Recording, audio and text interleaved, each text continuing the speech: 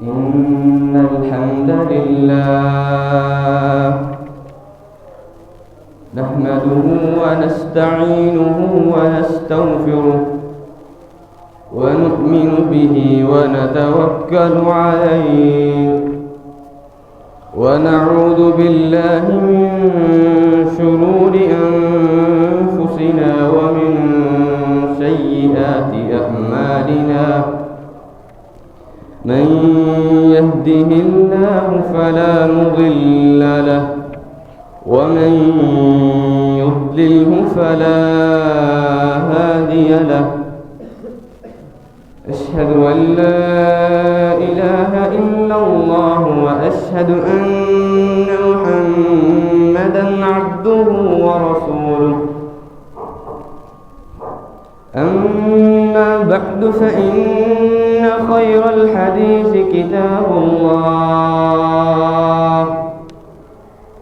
وخير الهدي هدي محمد صلى الله عليه وسلم وشر الأمور محدثاتها وكل محدثة بدعة وكل بدعة ضلالة وكل ضلالة في النار. اللهم صل على محمد وعلى آل محمد كما صليت على إبراهيم وعلى آل إبراهيم إنك حميد مجيد. اللهم بارك على محمد وعلى آل محمد كما باركت على إبراهيم وعلى آل إبراهيم إنك حميد مجيد. أعوذ بالله السميع العليم من الشيطان الرجيم. بسم الله الرحمن الرحيم. يا أيها الذين آمنوا اتقوا الله ولتنظر نفس ما قدمت لغد واتقوا الله إن الله خبير بما تعملون. صدق الله العظيم وصدق النبي الرسول الكريم. ہر قسم کی حمد و ثنا اللہ وحدہ لا شریک کی ذات کے لیے خاص. لاکھوں کروڑوں درود و سلام آقا دو جہاں سرور کائنات جناب محمد رسول اللہ صلی اللہ علیہ وسلم کے لیے.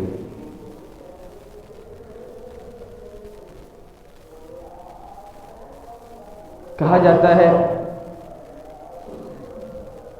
کہ مدت دراز تک لمبے عرصے تک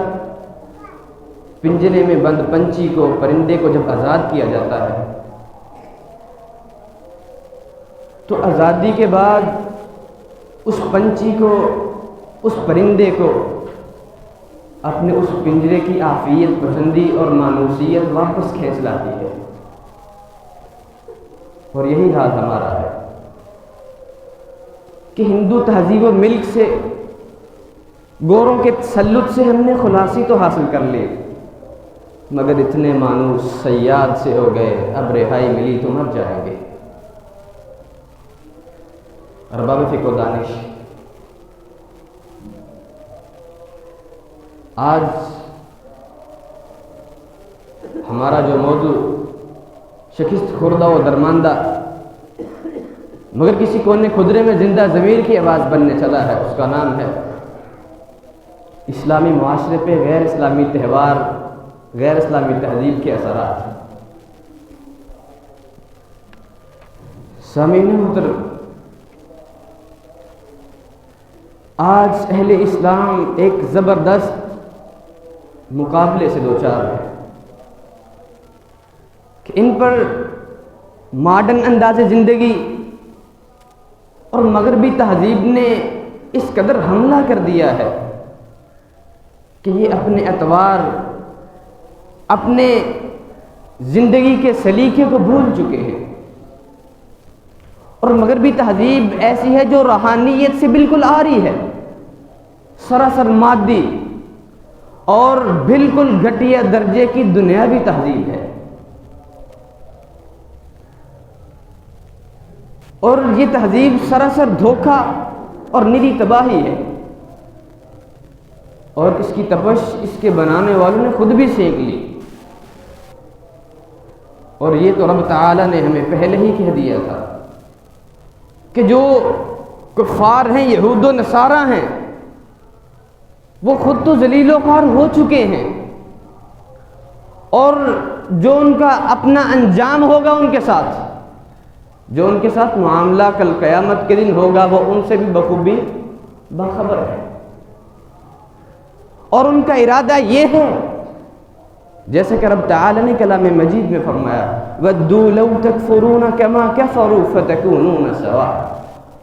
وہ تو کافر ہیں، وہ تو اپنی گندی تہذیب پہ عمل کرتے ہیں، وہ تو بالکل ذلت و خواری کی عمیق گہرائیوں میں ڈوبے ہوئے ہیں،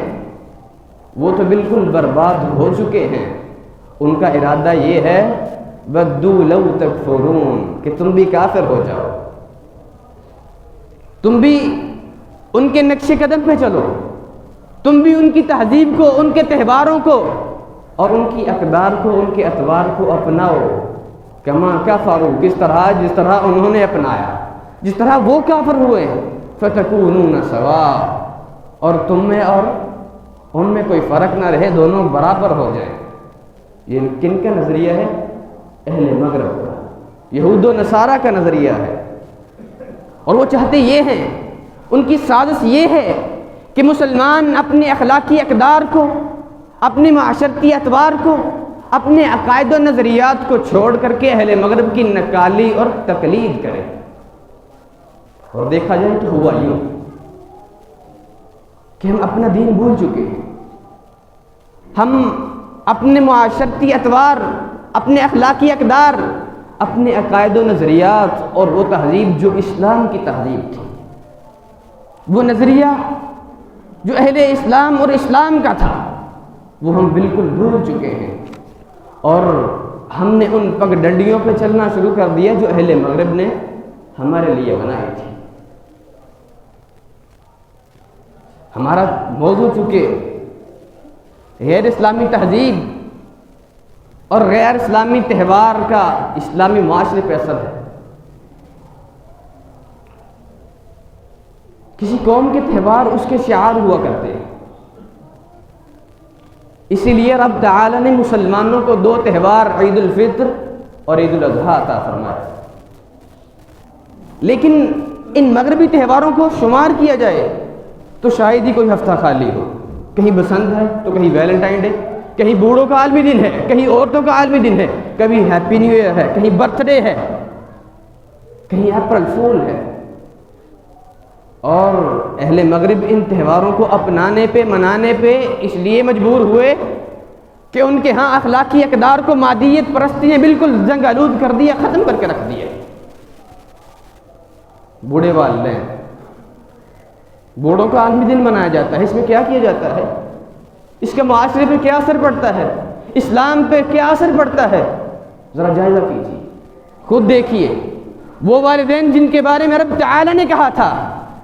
کہ ان کی خدمت کرنی ہے، ان کے ساتھ احترام کے ساتھ، بالکل عزت کے ساتھ پیش آنا ہے۔ وَلَا تَقُلْ لَهُمَا أُفٍّ، ارے اگر کوئی غلطی بھی کر لے تَقُلْ لَهُمَا أُفٍّ، اف تک بھی نہیں کہنا، صحیح انداز سے پیش آنا ان کے ساتھ، ان کی بے عزتی نہیں کرنی۔ اور یہی والدین ہیں، یہی ماں ہے جس کے بارے میں ہم کہتے ہیں کہ ماں کے قدموں کے نیچے جنت ہے۔ اور یہی باپ ہے جسے کہا جاتا ہے کہ باپ جنت کا دروازہ ہے۔ لیکن جب اہل اسلام ان مغربی تہواروں کو اپنانے پہ مجبور ہوئے، وہ مغربی تہوار جو بالکل روحانیت سے عاری ہیں، وہ اہل مغرب جو بالکل روحانیت سے عاری ہیں اور بالکل تباہی اور نری سراسر لوگوں کو تباہ کرنے کی بربادی کا ذریعہ ہے، کیا کیا کہ والدین کو بوڑھوں کا عالمی دن مناتے ہوئے اولڈ کینسر سینٹر نامی منی جیلوں میں دھکیلا گیا اور سال بھر میں ایک دن تحفے تحائف دے کر کے زندگی بھر کی خدمت سے پہلو تہی حاصل کر لی۔ کیا اسلام یہی سکھاتا ہے؟ نہیں، اسلام کہتا ہے اپنے والدین کی خدمت کرو، اسلام کہتا ہے اپنی ماں کی خدمت کر، اپنے باپ کی خدمت کر، اور اگر تو دنیا میں کامیاب ہونا چاہتا ہے تو ان کی دعائیں لے۔ لیکن آج دیکھا جائے تو ایک والد بڑی محنت کے ساتھ پیسے کماتا ہے، بڑی محنت کرتا ہے، امیدیں کیا ہوتی ہیں کہ بیٹا یورپ جائے گا،